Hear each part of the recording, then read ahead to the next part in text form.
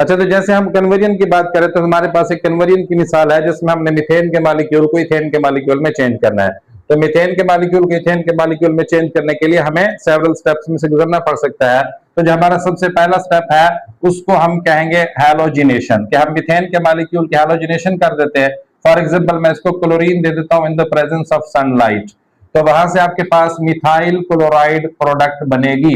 ये हमारे पास इस कन्वर्जन का पहला स्टेप है, हमें इसको नेक्स्ट स्टेप भी करना पड़ सकता है। अब ये मिथाइल क्लोराइड हमारा चूंकि प्रोडक्ट नहीं है, हमें मीथेन बनाना है, तो मिथाइल क्लोराइड को हम नंबर दूसरे स्टेप में वर्ड्स रिएक्शन में इस्तेमाल करेंगे। तो वर्ड्स रिएक्शन में हमें सोडियम देना पड़ता है in the presence of ether. तो उससे आपके पास क्या होगा कि दोनों मिथाइल ग्रुप आपस में कंबाइन करेंगे और उसके नतीजे में हमारे पास इथेन का मॉलिक्यूल बनेगा।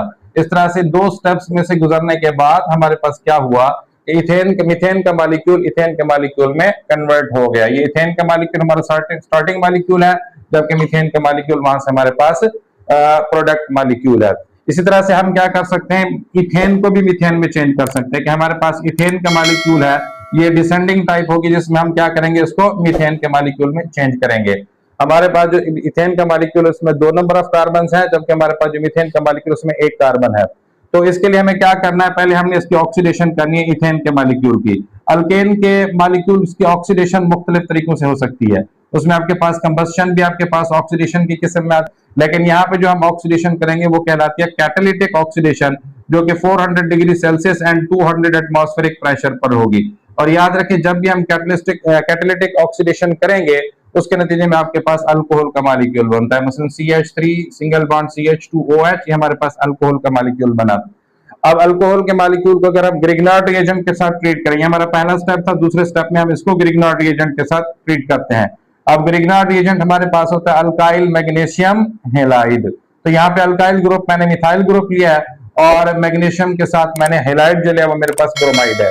जब इसको हमने अल्कोहल के मॉलिक्यूल के साथ ट्रीट करना है, जो हमने पहले स्टेप में बनाया CH3 CH2OH को in the presence of dry ether, तो तब आपके पास मीथेन का मॉलिक्यूल हासिल होगा।